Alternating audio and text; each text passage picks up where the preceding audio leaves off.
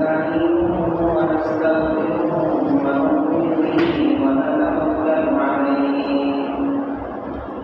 ونعوذ بالله من شرور أنفسنا ومن سيئات أعمالنا من يهده الله فلا مضل له ومن يضلل فلا هادي له ونشهد أن لا إله إلا الله وحده لا شريك له ونشهد أن سيدنا وسندنا وحبيبنا ومولانا محمدا عبده ورسوله صلى الله تعالى عليه وعلى آله وأصحابه وبارك وسلم تسليما كثيرا أما بعد فأعوذ بالله من الشيطان الرجيم بسم الله الرحمن الرحيم واعتصموا بحبل الله جميعا ولا تفرقوا واذكروا نعمة الله عليكم إذ كنتم أعداء فألف بين قلوبكم فأصبحتم بنعمته إخوانا وقال رسول الله صلى الله عليه وسلم تفرقت بنو إسرائيل على 72 ملة وستفترق أمتي على 73 ملة كلهم في النار إلا ملة واحدة قالوا من هي يا رسول الله قال ما أنا عليه وأصحابي أو كما قال عليه الصلاة والسلام اللهم صل على محمد عبدك ورسولك وصل على المؤمنين والمؤمنات والمسلمين والمسلمات وبارك على سيدنا محمد وعلى آله وأصحابه وأزواجه وذرياته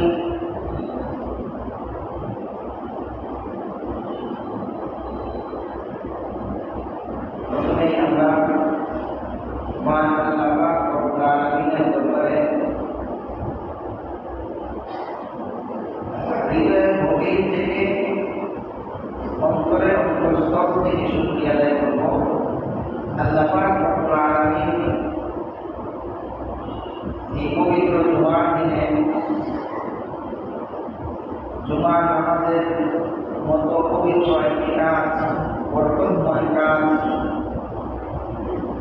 আঞ্জাম দেওয়ার জন্য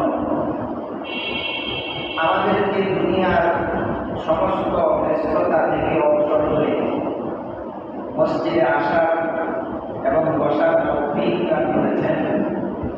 এজন্য আমরা সকলেই বলি আলহামদুলিল্লাহ। আলহামদুলিল্লাহ। মুহতারাম হাজিরিন,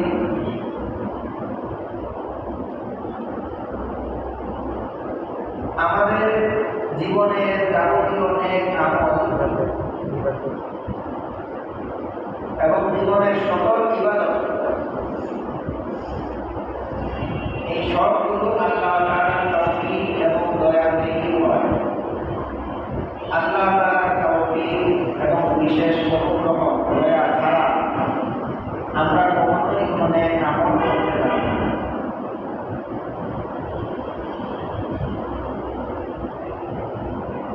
আমি আপনাদের সামনে যেই আয়াতের অংশ তেলাওয়াত করেছি এবং যেই হাদিস পাঠ করেছি এর উপরে ভিত্তি করে কিছু আলোচনা আপনাদের সামনে করব।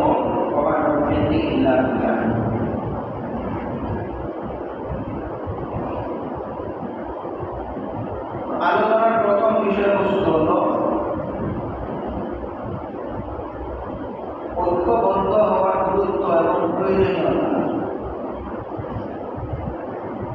সকলেই মিলেমিশে থাকা, ঐক্যবদ্ধ থাকা, একতাবদ্ধ হয়ে থাকা, জীবনযাপন করা এবং আমাদের জীবন পরিচালনা করা গুরুত্ব এবং প্রয়োজনীয়তা।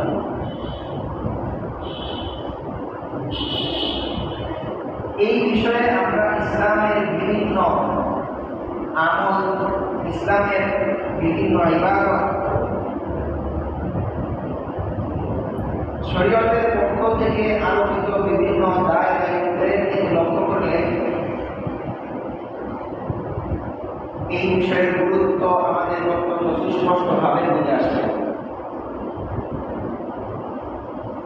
আমরা সকলেই জানি ঈমান আনার পরে সবচেয়ে গুরুত্বপূর্ণ এবং সর্বপ্রথম দায়িত্ব হল নামাজ আদায় করা। আর এই নামাজ আদায়ের সর্বোত্তম, সর্বশ্রেষ্ঠ, সবচেয়ে ফজিলতপূর্ণ পদ্ধতি হল জামাতের সাথে নামাজ আদায় করা। এ ব্যাপারে আল্লাহ পাক রব্বুল আলামিন কোরআনে কারীমের মধ্যে ইরশাদ করেছেন, ওয়ারকাউ মা'আর রাকিঈন। হে ঈমানদারেরা, তোমরা রুকুকারীদের সাথে রুকু করো। এই আয়াতের ব্যাখ্যায় মুফাসসিরিনে কেরাম লিখেছেন, এর উদ্দেশ্য হলো তোমরা জামাতের সাথে নামাজ আদায় করো। যারা জামাতে নামাজ আদায় করছে তাদের সাথে মিলে তোমরা জামাতে নামাজ আদায় করো।